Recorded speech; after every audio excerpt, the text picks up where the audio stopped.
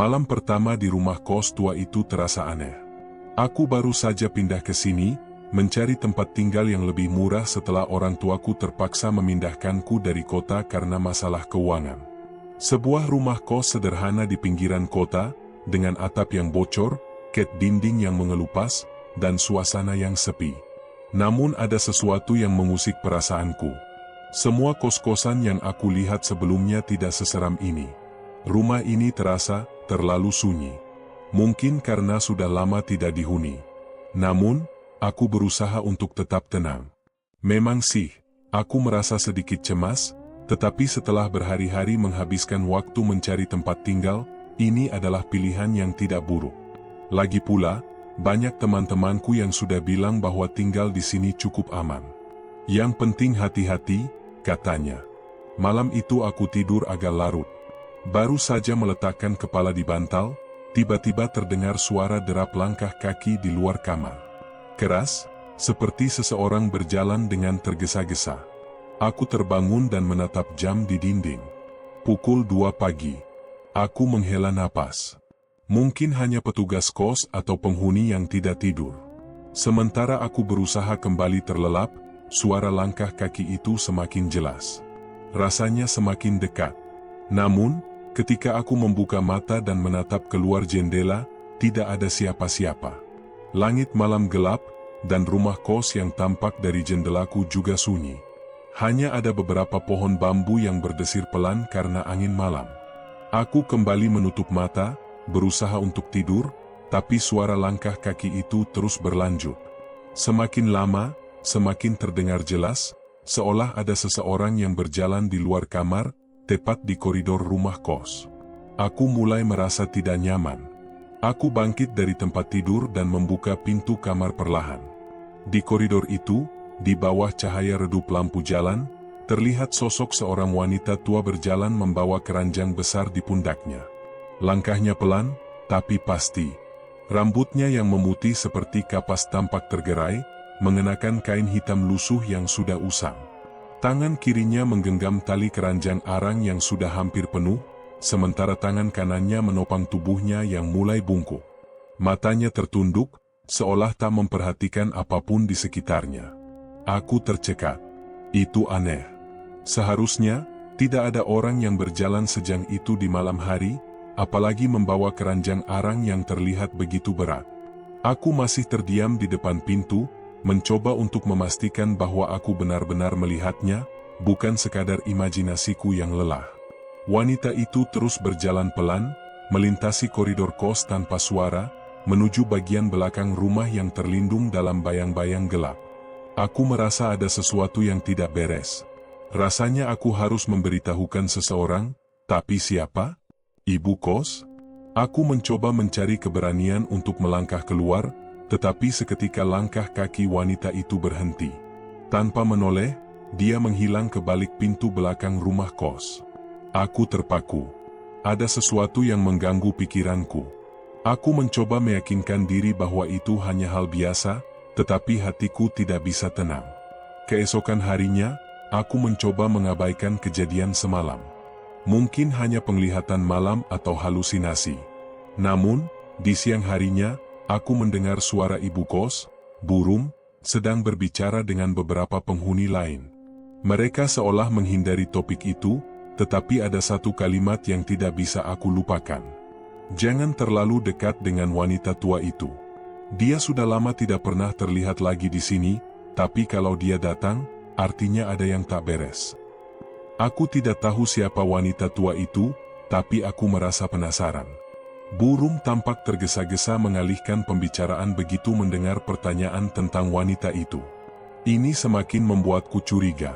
Siapa wanita tua itu? Apa yang dia bawa? Mengapa ada rasa takut ketika orang-orang di sini berbicara tentangnya? Pada malam kedua, saat aku kembali ke kamar setelah makan malam, rasa cemas itu datang lagi. Aku duduk di atas tempat tidur, menatap ruangan yang gelap, dan mencoba menenangkan diri. Tapi, pikiranku tidak bisa berhenti memikirkan sosok wanita tua yang membawa keranjang arang. Seakan ada sesuatu yang menunggunya di sana, menunggu untuk mengungkapkan sebuah rahasia yang sangat besar. Sebelum aku sempat menyelami lebih dalam, terdengar lagi suara langkah kaki, kali ini lebih dekat dan lebih keras. Aku berdiri, menggigil, dan mengintip melalui celah pintu. Saat itu, aku melihatnya lagi, wanita tua itu, berjalan pelan, kali ini tidak di koridor, tetapi langsung di depan pintu kamar kosku. Aku terkejut, tubuhku kaku. Dalam keheningan malam itu, suara langkah kaki itu terdengar lebih dekat. Aku ingin berlari, bersembunyi, tapi kakiku tidak bisa bergerak. Mataku terkunci pada wanita itu. Dia berhenti di depan pintu, menatap pintu kamar kosku. Jarak kami hanya beberapa inci. Aku bisa mendengar napasnya yang berat, dan tiba-tiba saja, dia menunduk, meletakkan keranjang arang itu di tanah. Kemudian, dia melangkah mundur dengan pelan, seolah membiarkan aku menyaksikan perbuatannya. Aku menggigil ketakutan, tidak tahu harus berbuat apa. Tiba-tiba, dari belakang wanita itu, terdengar suara bisikan. Suara halus yang datang dari dalam keranjang. Ambil gelarnya. Aku hampir terjatuh dari ketakutan. Dan begitu wanita tua itu menghilang dalam kegelapan malam, aku merasa ada sesuatu yang sangat buruk akan datang. Apa yang dia bawa? Apa maksud bisikan itu? Aku tahu satu hal, kehidupanku tidak akan pernah sama setelah malam ini. 3 hari setelah aku nemu gelang emas itu, semuanya mulai berubah pelan-pelan. Bukan hal besar, cuma hal kecil yang bikin merinding kalau dipikirin. Pertama, bau arang. Anehnya, bau itu muncul setiap malam jam 2. Persis waktu nenek itu lewat. Padahal aku nggak pernah nyalain dupa, apalagi masak pakai arang. Bau itu nyeruak masuk ke kamar, bikin dadaku sesak. Bau terbakar yang nyengat, kayak daging gosong. Aku udah coba cari sumber baunya, buka ventilasi, bahkan semprot ruangan pakai pengharum. Tapi nggak ada yang berubah. Dan anehnya, cuma aku yang nyium bau itu. Teman kosku yang kamar sebelah, si Lita, malah bilang kamarku wangi lavender. Kedua, mimpi. Mimpinya makin aneh. Nggak cuma mimpi erotis yang aku sendiri malu ceritain. Tapi juga mimpi tentang hutan bambu gelap yang rasanya kayak tempat nyata. Setiap malam aku jalan sendiri, nyeker, tanahnya panas, dan aku ngikutin suara nyanyian perempuan tua. Pelan, lirih, tapi bikin bulu kuduk berdiri. Aku coba tidur tanpa gelang. Tapi anehnya, tiap pagi aku bangun, gelang itu balik lagi ke pergelangan tangan. Padahal semalam udah aku simpen di laci, dikunci, bahkan sempat kubuang ke tong sampah belakang. Besoknya, dia balik lagi. Bersih, berkilau. Yang paling bikin aku makin gak tenang, tubuhku berubah. Awalnya cuma ruam merah kecil di lengan. Aku pikir alergi, biasa. Tapi lama-lama, ruam itu berubah jadi belang kehitaman. Kayak luka bakar, tapi nggak sakit. Cuma panas, dalam. Kayak kulitku di bagian itu ngegosong dari dalam. Waktu aku tunjukin ke Deden, dia malah senyum aneh. Jadi cantik, Ran. Eksotis gitu, katanya sambil usap lenganku. Biasanya dia rewel kalau aku sakit. Tapi sekarang dia kayak nggak peduli. Malah makin lengket, makin maksa. Sikapnya berubah. Dan entah kenapa, aku mulai suka juga. Itu yang paling bikin aku takut. Aku tahu ini nggak normal. Tapi ada bagian dari diriku yang nikmatin semua ini. Yang paling gila, aku mulai nunggu suara langkah nenek itu. Kadang aku duduk diam di pinggir tempat tidur, nunggu jam 2, biar bisa intip dia dari balik jendela. Dan malam itu, pas aku mintip lagi, si nenek nggak sendiri. Ada bayangan hitam lain di belakangnya. Tinggi, nggak jelas wujudnya. Tapi aku yakin, dia juga lihat aku. Aku nutup gorden. Tapi perutku mual. Tangan gemetaran. Ada sesuatu yang udah masuk ke dalam hidupku. Dan aku tahu, ini belum apa-apa. Hari keempat, aku bangun kesiangan. Kepala berat, badan kayak habis ditindih semalaman. Tapi yang paling bikin aku panik, ada bekas jejak kaki hitam di lantai kamarku. Kecil, kurus, kayak kaki nenek-nenek. Jejaknya penuh abu arang. Dari jendela, ke arah tempat tidurku. Aku langsung nyiram lantai pakai pel basah sambil komat kamit doa yang aku ingat. Tapi tetap aja, ngerasa nggak tenang. Deden datang siang itu. Harusnya bikin aku lega, tapi malah sebaliknya. Deden makin nempel. Bukan cuma posesif, sekarang jadi kasar. Kalau aku nolak dicium, dia maksa. Kalau aku cuek, dia marah. Waktu aku cerita soal jejak kaki dan gelang emas, dia malah ketawa kecil. Ya udah, biarin aja. Selama kamu makin cantik, kenapa harus takut? Itu bukan Deden yang aku kenal. Dan yang bikin tambah bingung, tiap kali dia datang, kamar aku jadi makin panas. Kadang sampai napas aja susah. Seperti ada asap tipis, tapi nggak kelihatan. Lita, teman kosku, juga mulai berubah. Dia tiba-tiba menjam. Padahal biasanya kita sering ngobrol malam-malam sambil makan mie. Tapi sekarang, tiap lihat aku, dia cepat-cepat masuk kamar. Satu sore aku nekat ngetok kamarnya. Dia lama bukanya. Matanya merah, kayak kurang tidur. Begitu lihat aku, dia langsung bilang, "Ran, lo baik-baik aja, kan? Soalnya semalam, gue denger lo ketawa." Ketawa? Iya, keras banget. Tapi suaranya, bukan suara lo. Serak, tua. Terus, gue sempet lihat dari jendela, ada bayangan item berdiri di belakang lo. Aku langsung diam. Kepalaku berdenyut. Aku nggak inget apa-apa soal semalam. Yang aku inget cuma mimpi, tangan-tangan hitam dari arang narik tubuhku ke tengah lingkaran api.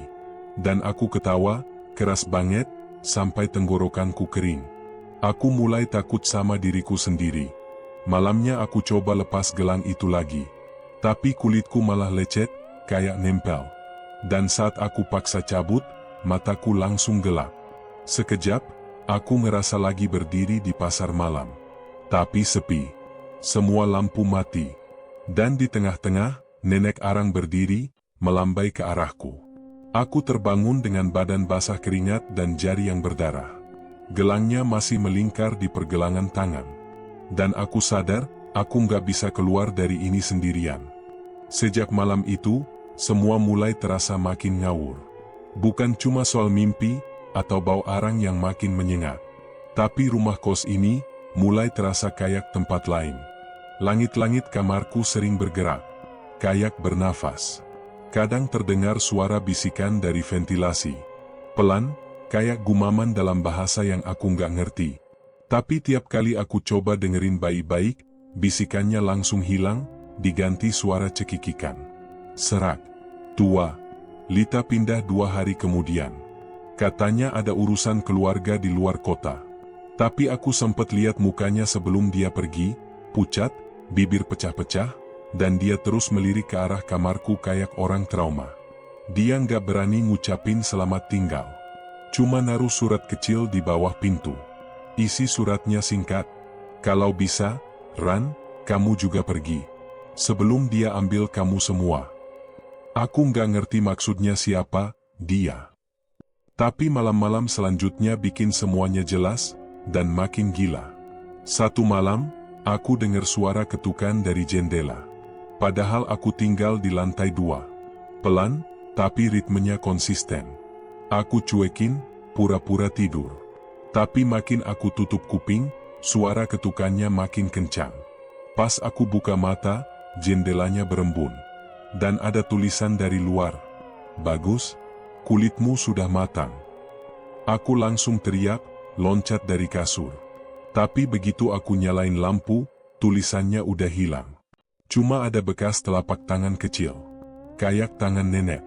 Tapi jari-jarinya panjang, terlalu panjang. Burung mulai curiga. Dia bolak-balik ke kamarku, nanya aku main apa, kenapa sering kebangun tengah malam, kenapa suara ketawaku kayak orang kesurupan. Aku jawab seadanya. Tapi aku lihat sorot matanya. Dia tahu lebih dari yang dia tunjukin. Apalagi waktu dia ngelirik gelang di tanganku. Dia langsung diam. Lalu pergi tanpa pamit. Satu malam, aku pulang agak malam dari warung. Pas lewat gang belakang rumah kos, aku lihat Deden berdiri menghadap tembok. Diam. Badannya kaku. Tangannya penuh arang. Hitam semua, kayak abis ngubek-ngubek bara api. Aku panggil. Enggak nyaut. Pas aku sentuh bahunya, dia balik badan dan matanya kosong. Senyum lebar. Bibirnya sobek sampai ke pipi. Aku bisa cium kamu bau enak sekarang. Aku lari tanpa nengok ke belakang. Deden gak ngejar. Tapi malam itu, aku sadar, sesuatu udah ambil sebagian dari dia. Dan aku mungkin giliran berikutnya. Aku gak kuat lagi. Semua udah kelewatan batas. Deden berubah, Lita kabur, dan aku makin sering kehilangan kesadaran. Tubuhku juga makin hitam, kayak arang yang nempel dari dalam kulit. Aku akhirnya nekat. Malam itu aku ke dapur, pura-pura mau bikin teh, tapi sebenarnya aku nunggu burung keluar kamar. Begitu dia keluar ambil jemuran, aku ikuti dia diam-diam.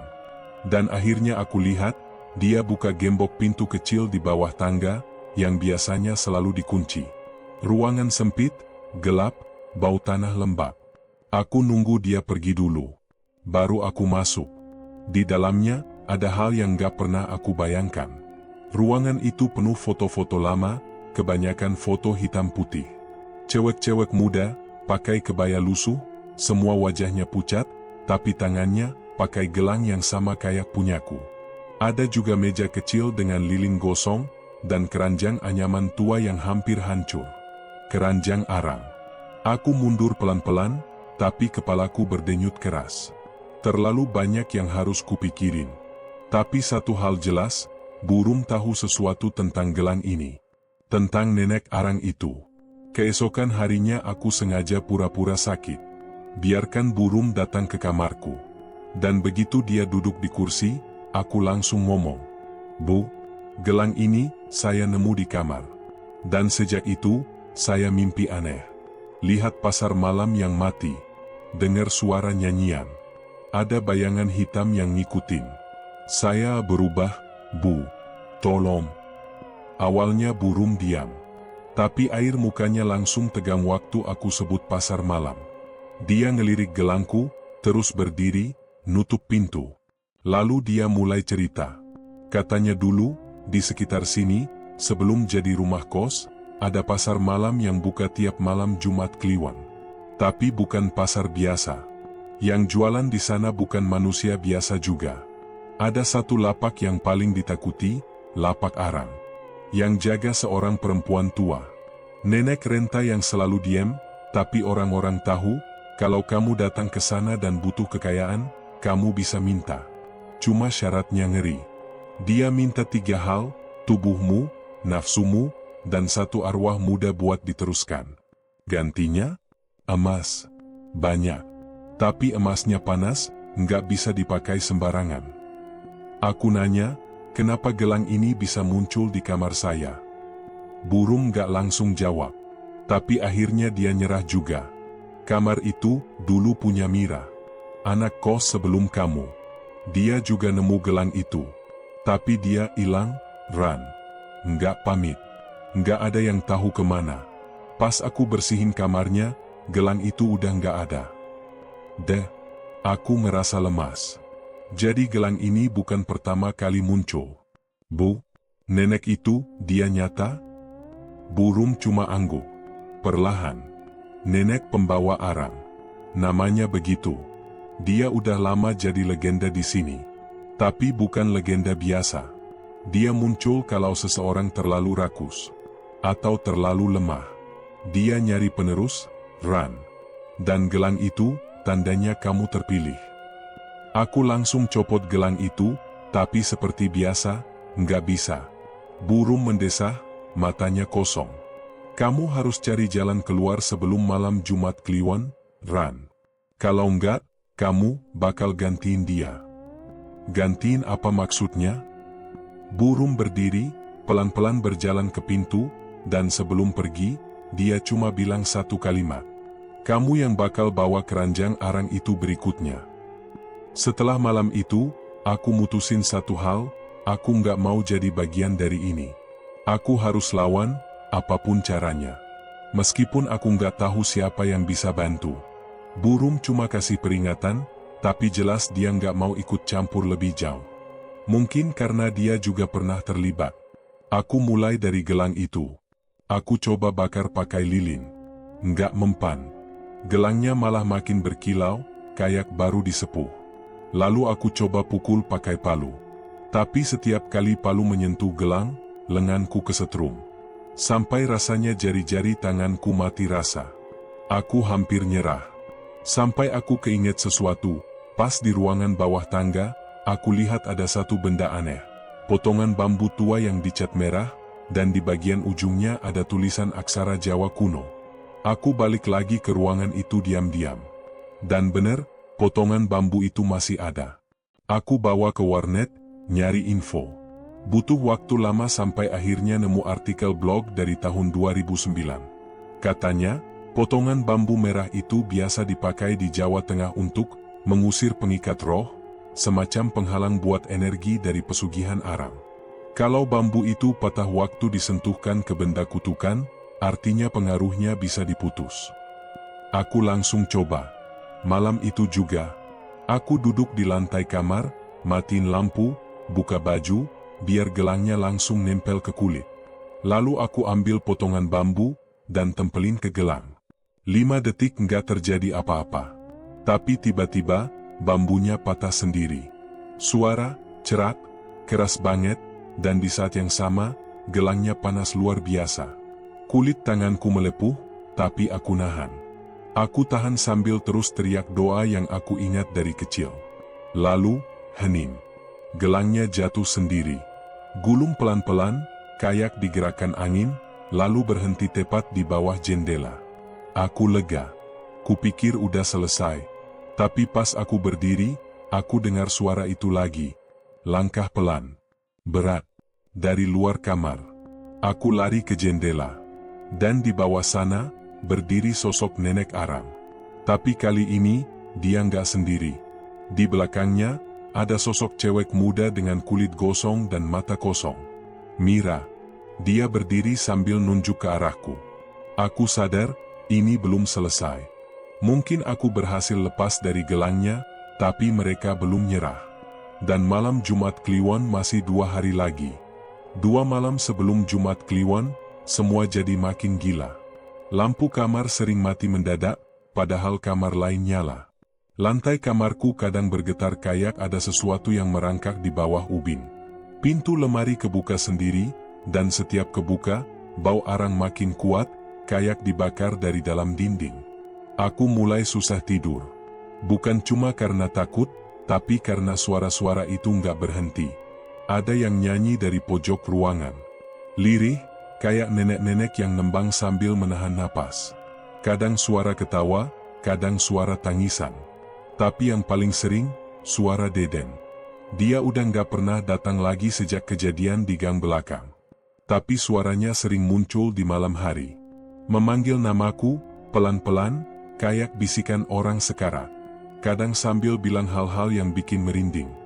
Rani, kamu milik kami. Bawa arangnya, Ran, tinggal 1 langkah. Burung mulai jarang kelihatan. Pintu kamarnya selalu tertutup, tirainya ditutup rapat. Aku sempat gedor-gedor, minta bantuan, tapi dia nggak pernah jawab. Padahal aku tahu dia masih di dalam. Kadang aku lihat bayangannya dari balik gorden.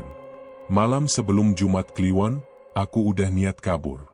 Aku bawa tas, pakai jaket, dan keluar dari rumah kos diam-diam. Tapi waktu sampai depan pagar, jalanan hilang. Benar-benar hilang. Bukan kabut, bukan gelap. Tapi jalanan berubah jadi lorong panjang, penuh asap dan cahaya merah redup. Dan ujung lorong itu, pasar malam yang udah lama mati. Pasar itu berdiri lagi. Lampu-lampunya padam sebagian, tapi suara gamelan terdengar jelas. Lamat-lamat, kayak dari dalam tanah. Dan di sana, berdiri lapak arang. Aku mundur. Tapi kakiku nggak bisa gerak. Ada yang narik dari belakang. Bayangan hitam. Tubuhnya tinggi, nggak punya muka, dan tangannya panjang kayak akar pohon tua.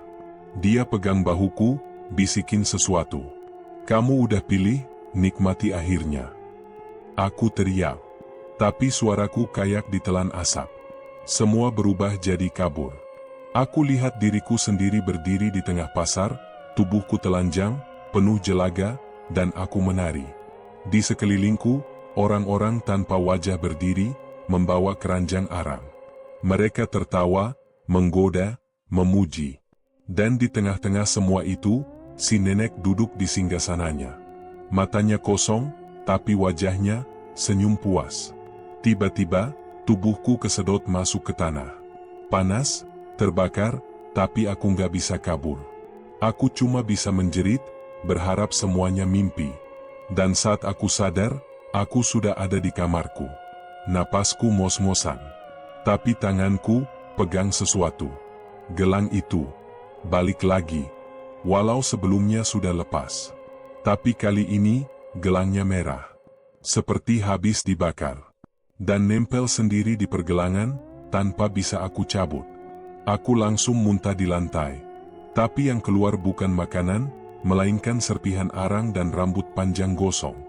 Jam dinding menunjukkan pukul 2. Langkah kaki mulai terdengar lagi dari luar kamar. Bukan satu pasang, tapi banyak. Dan mereka semua berhenti, tepat di depan pintuku. Pintu kamarku diketuk. Pelan, teratur. Tapi jumlah ketukannya ganjil, 7 kali. Lalu hening. Lalu 7 lagi. Dan lagi. Terus berulang. Aku berdiri terpaku di pojok kamar, tubuh gemetar, mulut kering. Rasanya kayak dikunci dari dalam, bukan cuma pintu, tapi juga tubuhku. Gelang di tanganku makin panas. Kulitku melepuh, nempel kayak dibakar logam cair. Tapi yang bikin aku benar-benar nyaris pingsan, adalah suara-suara dari balik pintu. Bukan hanya langkah, tapi suara napas. Banyak, berat, serak. Kayak belasan orang yang mos-mosan berdiri di depan kamar, nunggu aku buka. Lalu suara itu muncul lagi. Suara si nenek. "Ran, waktunya." Aku pejamkan mata, lalu teriak sekuat tenaga. "Pergi." Saya nggak mau ikut. Tapi suara ketukannya makin keras. Bukan kayak minta izin masuk, tapi lebih kayak maksa dobrak. Dinding bergetar. Cermin meja rias retak sendiri. Lampu mati. Dan untuk beberapa detik, aku ngerasa bumi berhenti muter. Lalu, pintu kebuka sendiri. Pelan. Di ambang pintu berdiri si nenek. Tubuhnya kecil, rambutnya panjang putih kusut. Tapi mata, atau tempat seharusnya ada mata, gelap. Kosong. Dan di belakangnya, berdiri sosok-sosok lain. Cewek-cewek muda, semua dengan kulit gosong dan gelang emas melingkar di tangan. Di antara mereka, Mira dan Lita. Aku langsung mundur, ambil potongan bambu yang kemarin kupakai buat lepas gelang. Tapi sekarang udah retak. Hampir patah semua. Aku tetap angkat, nekat. Aku nggak mau jadi bagian dari ini. Ambil gelangnya. Ambil semuanya. Tapi jangan ambil aku. Nenek itu melangkah masuk, bawa keranjang arang yang berasap.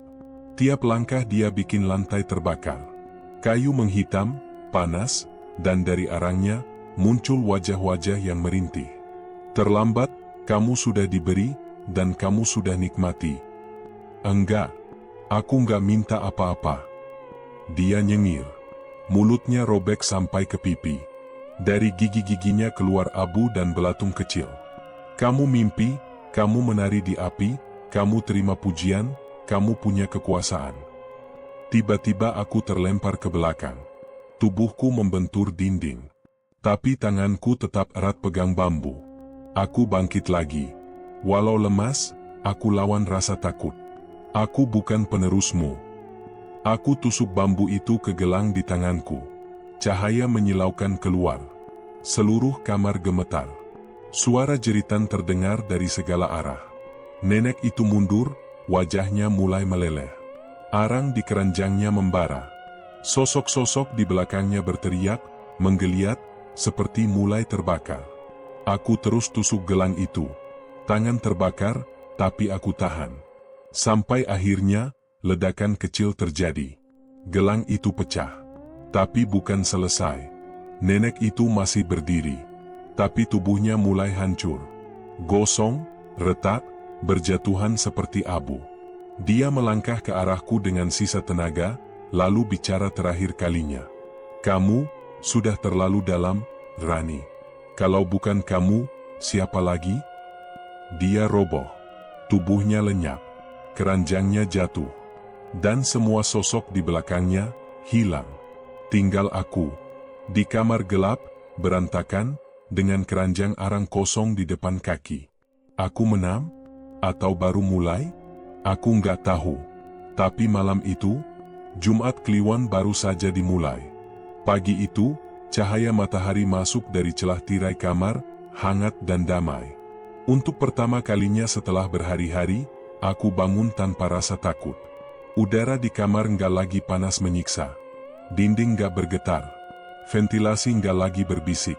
Aku duduk di pinggir kasur, diam sebentar, memastikan ini bukan mimpi. Lalu aku lihat ke tanganku, gelang itu sudah nggak ada. Yang tersisa cuma luka bakar kecil di pergelangan. Merah, mengelupas, dan perih.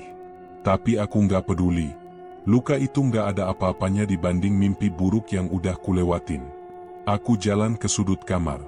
Di lantai masih ada potongan logam kecil, sisa gelang itu. Warna emasnya udah hilang. Sekarang hitam legam, kayak sisa logam dari dalam tungku. Waktu aku sentuh, dingin. Sama sekali nggak hidup lagi. Aku kumpulkan semua potongan itu, bungkus pakai kertas koran, dan niat buang nanti siang. Aku nggak mau ada satupun bagian dari benda itu di dekatku. Pas aku turun ke dapur, burung lagi duduk di meja makan. Wajahnya kelihatan lelah. Matanya bengkak, mungkin karena kurang tidur. Tapi ada senyum tipis di bibirnya. Bukan senyum bahagia, tapi lebih ke lega. Sudah selesai, Ran, katanya lirih. Aku cuma bisa ngangguk. Tenggorokanku tercekat. Rasanya belum berani bicara. Takut kalau aku buka mulut, perasaan tenang itu langsung hilang. Kami minum teh berdua. Nggak ada suara lain selain denting sendok di gelas. Tapi keheningan itu justru bikin nyaman. Untuk pertama kalinya, rumah kos ini terasa kayak tempat tinggal biasa. Bukan lagi tempat angker yang setiap sudutnya penuh arang dan bisikan. Setelah itu aku naik lagi ke kamar. Aku buka lemari, mulai masukin baju ke koper. Aku tahu satu hal pasti, aku harus pindah. Meskipun katanya semua udah selesai, aku nggak bisa tinggal di sini lagi. Terlalu banyak hal yang masih nggak bisa kuterima. Terlalu banyak tanda tanya yang nggak terjawab. Tapi di tengah kesibukan beres-beres, handphoneku bergetar. Deden. Aku sempat ragu mau angkat atau enggak. Tapi akhirnya kuangkat juga. Ran? Suaranya pelan. Normal. Aku diam sebentar, nahan napas. Kamu nggak marah, kan? Lanjutnya. Aku nggak ngerti apa yang terjadi kemarin-kemarin. Rasanya, aku bukan diri aku sendiri. Aku ngerasa kayak dikurung. Tapi sekarang, semuanya udah lepas. Aku pengen percaya. Suaranya nggak lagi berat atau mengancam. Dia terdengar kayak Deden yang dulu, ceroboh, tapi hangat. Aku minta maaf, ya. Kalau kamu mau, aku pengen ketemu. Nggak maksa. Aku cuma pengen minta maaf langsung. Aku nggak langsung jawab. Tapi aku bilang aku butuh waktu. Dia ngerti. Lalu telepon ditutup. Malamnya, aku coba tidur lebih awal. Untuk pertama kalinya, nggak ada mimpi aneh. Nggak ada suara orang nyanyi. Nggak ada gamelan. Nggak ada api. Hanya gelap yang biasa. Dan aku tidur pulas sampai pagi. Waktu bangun, aku merasa bebas. Aku berdiri di depan jendela, membuka tirai. Matahari bersinar cerah, awan tipis melayang tenang di langit. Jalanan depan kos sepi, tapi bukan sepi yang menyeramkan. Sepi yang biasa, kayak pagi-pagi lainnya di pinggiran kota. Aku senyum kecil. Mungkin ini beneran selesai. Aku mandi, lalu bersiap keluar. Hari ini aku mau cari tempat kos baru. Sambil jalan keluar, aku pamit ke burung. Dia peluk aku lama banget. Tangannya masih dingin, tapi pelukannya tulus. Kamu kuat, Ran, katanya sambil menepuk pundakku. Aku senyum. Saya cuma beruntung. Dia geleng pelan. Bukan, kamu ditawari. Tapi kamu nolak. Itu yang gak semua orang bisa. Aku angguk, lalu jalan ke depan rumah. Koper di tangan, langkah ringan. Tapi begitu sampai di gerbang, aku berhenti. Di tanah, tepat di depan pagar, ada abu hitam. Masih hangat. Sisa arang. Aku jongkok. Sentuh sedikit dengan ujung jari. Lembut dan panas. Mungkin cuma sisa pembakaran sampah. Mungkin. Tapi perasaan itu balik lagi, tekanan halus di tengkuk. Kayak ada yang merhatiin dari kejauhan. Aku berdiri, menarik napas dalam. Lalu mulai melangkah pergi. Perlahan tapi pasti. Karena sekarang aku percaya, ini sudah selesai. Tapi saat langkahku menjauh dari pagar, angin bertiup pelan. Dan di kejauhan, terdengar suara sepatu kayu menyentuh aspal. Langkah kecil, berat, pelan, dan seperti gema. Ran, arangnya belum kamu bawa. Aku melangkah cepat, mencoba mengabaikan suara langkah itu. Angin dingin berhembus lagi, membawa aroma arang yang tajam dan asing. Saat itu, aku sempat menoleh, merasa ada yang mengawasi dari kejauhan. Tapi tak ada apa-apa di sana, hanya jalanan kosong dan lampu yang mulai redup. Langkahku semakin cepat. Koper di tangan terasa makin berat. Rasa cemas mulai menyelimuti, meskipun aku berusaha meyakinkan diri bahwa semuanya sudah selesai. Semua yang terjadi, semua yang kutempuh, sudah berakhir. Gelang itu sudah hancur. Nenek pembawa arang sudah pergi. Namun, semakin jauh aku berjalan, semakin kuat rasa itu, rasa bahwa ada yang salah. Suara langkah kaki tadi, rasanya nggak bisa diabaikan begitu saja. Aku terus melangkah, namun kaki seolah terikat, berjalan dengan irama yang lebih pelan, meskipun aku berusaha secepat mungkin keluar dari rumah kos. Begitu sampai di ujung jalan, aku berhenti. Ada sesuatu di depanku yang membuatku tertegun. Di trotoar dekat halte, berdiri seseorang. Sosok itu agak membungkuk, mengenakan mantel hitam panjang, dan topi yang menutupi sebagian wajahnya. Namun, aku bisa merasakan matanya menatapku, panas dan tajam, seperti mencari-cari sesuatu. Lalu dia berkata, dengan suara yang begitu familiar, "Kamu yakin sudah selesai, Ran?" Aku membeku. Suara itu suara Deden. Tanpa berpikir panjang, aku segera menoleh dan berlari kembali menuju rumah kos, berharap bisa menghindari apapun yang akan terjadi. Aku bisa merasakan ketakutan yang menguasai diriku. Tapi entah kenapa, semakin aku berlari, semakin suara itu semakin dekat. Aku mendengar langkah kaki yang semakin cepat, dan akhirnya, bayangan hitam itu tiba-tiba ada di belakangku. Aku berhenti seketika. Tanpa berbalik, aku tahu siapa itu. Deden. Dia berdiri tepat di belakangku. "Rani," katanya pelan. "Kenapa kamu lari?" "Aku cuma mau bicara." Aku menahan napas, tubuhku gemetar. Tak tahu harus berkata apa. Deden gak pernah seperti ini. Suaranya terdengar aneh, seperti ada yang mengendalikan dirinya. Ini bukan Deden yang kukenal. Aku menoleh pelan, dan saat itu aku melihat matanya. Mata Deden kosong, seperti gak ada kehidupan di sana. Lalu, di antara kami, ada satu benda yang membuatku hampir terjatuh. Di tangan Deden, tergantung gelang emas yang dulu pernah kutemukan. Gelang itu, gelang yang hancur. Gelang yang seharusnya sudah hilang. "Kenapa?" tanyaku, suaraku tercekat. "Kamu, kenapa masih ada gelang itu?" Deden tersenyum tipis, senyum yang aneh. "Kamu kira itu sudah selesai? Kamu pikir gelang itu hancur begitu saja?" Aku mundur beberapa langkah. "Jadi, kamu?" aku bertanya, suara hampir tak terdengar. "Kamu bagian dari itu semua?"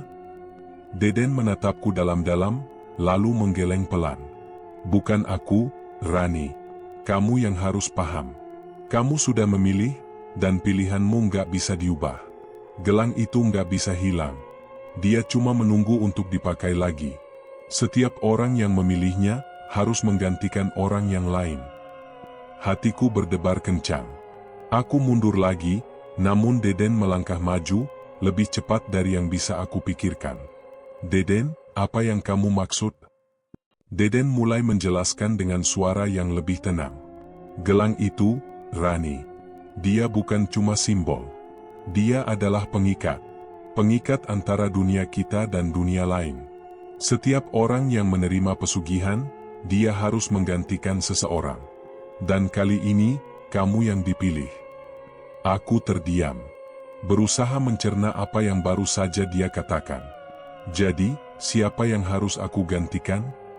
Deden tertawa pelan, wajahnya mulai menunjukkan ekspresi yang semakin mengerikan. "Mungkin aku, mungkin kamu, atau mungkin orang yang kamu cintai. Nenek pembawa arang, dia hanya penunggu, penghantar jiwa." Aku mundur lagi. "Jadi semua yang terjadi, itu bukan aku yang memilih?" Deden menggelengkan kepalanya, tapi kali ini ada cahaya yang mencuat dari dalam tubuhnya. Sinar merah, seperti api yang mulai berkobar. "Kamu yang memilih, Rani. Kamu ambil gelang itu. Kamu terima tawaran itu." Aku melangkah mundur lebih jauh, hampir terjatuh, tapi Deden sudah memegang tanganku dengan erat.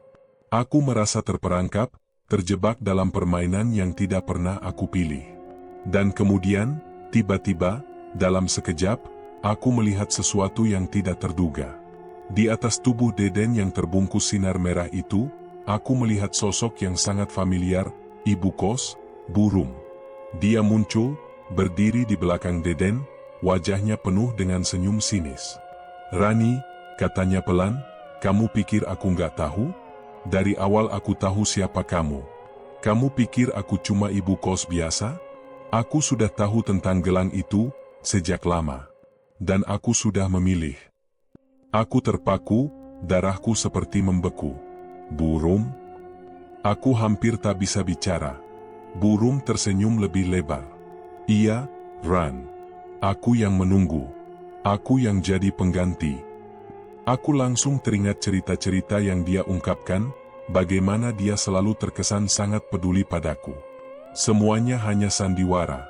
Semua itu hanya permainan untuk menjebakku, untuk membuatku memilih dan akhirnya terperangkap. "Jadi kamu?" Aku tidak percaya. Burum mengangguk pelan, wajahnya mengerikan dengan senyum yang lebih tajam. "Iya, Ran. Aku yang menggantikan nenek itu.